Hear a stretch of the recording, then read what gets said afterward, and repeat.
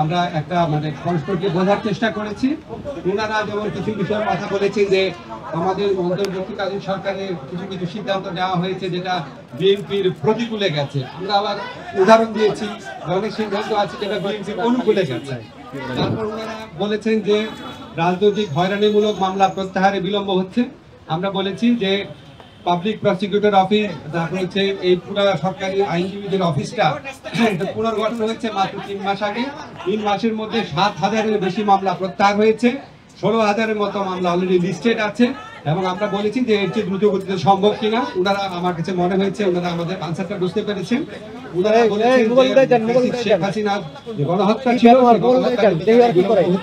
আমরা ওনাদেরকে বলেছি যে এর আগে বিচার হয়েছিল সেটার সাথে কম্পেয়ার করে দেখিয়েছি কোনো রকম বিলম্ব করা হচ্ছে না। ওনারা আরেকটা ট্রাইব্যুনাল গঠন করার কথা বলেছেন, আমরা বলেছি আমরা এই মধ্যে কাজ করছি, অচিরে এটা হয়ে যাবে। ওনারা বলেছেন যে বিএনপি বাংলাদেশে গত 15 বছর যাবৎ নিরবচ্ছিন্নভাবে নির্যাতিত হয়েছে। অবশ্যই আমরা সেটার প্রতি এমন শ্রদ্ধাবোধ দেখিয়েছি এবং এটা অবশ্যই ওনারা কারেক্টলি বলেছেন।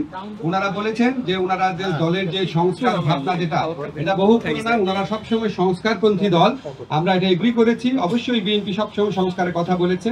সবচেয়ে বড় কথা বিএনপি আমাদের এই বিভিন্ন যে সংস্কারের জন্য গঠিত বিভিন্ন কমিশন আছে, বিশেষ করে ঐক্যমত্য কমিশনের যে প্রস্তাবাবলী আছে সেটার ক্ষেত্রে বিএনপি অত্যন্ত পজিটিভ এবং ইতিবাচক একটা রেসপন্স দেখিয়েছে।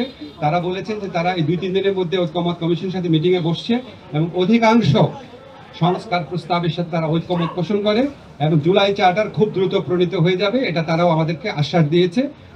আমাদের কাছে মনে হয়েছে বিএনপি সংস্কারের ব্যাপারে অত্যন্ত আন্তরিক। একটা ব্যাপার নিয়ে একটুখানি আপনার ভিন্ন মত হতে পারে, সেটা হচ্ছে ওনারা যেটা বলেছেন এটা সত্যি যে ওনারা বলেছেন যে ডিসেম্বরের মধ্যে ইলেকশন হলে ভালো হয় এবং আমরা এখানে বলেছি এবং ওনারা বলেছেন যে এরকম আমাদের কথাবার্তার মধ্যে কিছু অস্পষ্টতা থাকে, কেউ কেউ আমাদের সরকারের কোনো কোনো উপদেষ্টা অন্যরকম কথা বলেন। আমরা এটা ক্যাটাগরিক্যালি বলেছি যে যেটাই বলুক না কেন আমাদের প্রধান উপদেষ্টা জাতির উদ্দেশ্যে দেওয়া ভাষণে বারবার যেটা রিপিট করেছেন সেটাই দলের অবস্থান। সেখান থেকে অন্য কেউ যদি বেফাস কথা বা অন্যরকম নিজস্ব বিবেচনা কথা বলেন সেটাতে তারা যেন বিভ্রান্ত না হন। আমাদের প্রধান উপদেষ্টা ডক্টর মোহাম্মদ ইউনূস উনি প্রথম থেকেই বলেছেন ডিসেম্বর থেকে জুন। আজকে আলোচনায় আমরা কয়েকটা বিষয় স্পষ্ট করেছি, সেটা আপনাদের বলি। একটা হচ্ছে ডিসেম্বর থেকে জুন মানে যে আমরা ইচ্ছা করে দেরি করে করে মে বা জুন মাসে ইলেকশন করবো সেটা না। ডিসেম্বর থেকে জুন মানে হচ্ছে ডিসেম্বর থেকে জুনের মধ্যে যত তাড়াতাড়ি সম্ভব। যদি আমরা ডিসেম্বরে সম্ভব হয় ডিসেম্বরে, না হলে জানুয়ারিতে, এভাবে বুঝিয়েছি যে ডিসেম্বর থেকে জুন মানে যে আমরা ইচ্ছা করে একটু বেশি ক্ষমতা ভোগ করার জন্য বা এমনি অকারণে আমরা 1 মাস 2 মাস বেশি ক্ষমতা থাকলাম, মোটেও সেটা না। ডিসেম্বরের থেকে জুনের মধ্যে যত তাড়াতাড়ি সম্ভব। এখন ওনারা একটু জানতে চেয়েছে যে সংস্কার যদি হয়ে যায় এত দেরি করার মালিকই আছে। আমরা ব্যাখ্যা করে বুঝিয়েছি জুলাই চার্টার প্রণীত হলেও যে প্রয়োজনীয় আইনগত ব্যবস্থা, নীতিগত ব্যবস্থা সেগুলি গ্রহণ করতে মাঝে মাঝে সময় লাগে। যেমন একটা এক্সাম্পল দিয়ে বলেছি যে ডিজিটাল সুরক্ষা আইন, এটা আমরা 23 বার ড্রাফট করেছি বিভিন্ন অংশীজনের মতামত নেওয়ার জন্য এবং বেশ কয়েক মাস সময় লেগেছে।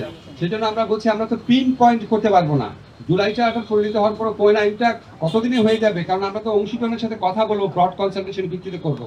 আরেকটা বিষয় আমরা বলেছি যে আমাদের তো একটা জনগণের তো একটা আকাঙ্ক্ষা আছে যেন আমরা বিচার করে যাই। আজকে বাংলাদেশে এত হাজারের বেশি তরুণ জীবন দিয়েছে আর প্রায় 50-60 হাজার মানুষ আপনার শারীরিকভাবে পার্মানেন্টলি ক্ষতিগ্রস্ত হয়েছে, চোখ হারিয়েছে। তাদের যে বিচারের যে দাবি, এটা তো এই গণ অভ্যুত্থানের অন্যতম প্রধান আকাঙ্ক্ষা আছে। তা আমরা যদি কোনো বিচার না করে যাই, কোনো বিচার না করে আমরা যদি ইলেকশন যাই, আমরা মানুষের কাছে এবং নিজের কাছে জবাব দেবো কিভাবে? ফলে শুধু ইলেকশনটা সংস্কার, নির্বাচন, ইলেকশনের ব্যাপারটা সংস্কার, বিচার এবং আমাদের সরকারের গৃহীত কিছু পদক্ষেপের উপর নির্ভর করে। এই জন্যই ডিসেম্বর থেকে জুন টাইমলাইনটা বলা হয়। কিন্তু আমরা ক্যাটাগরিক্যালি বলেছি এটা কোনোভাবেই জুনের বেশি যাবে না, যে কথাই বলুক না কেন। এটা প্রধান উপদেষ্টার অঙ্গীকার, পুরা জাতির প্রতি রিপিটেডলি উনি বলেছেন কোনো অবস্থাতেই জুন অতিক্রম করা হবে না।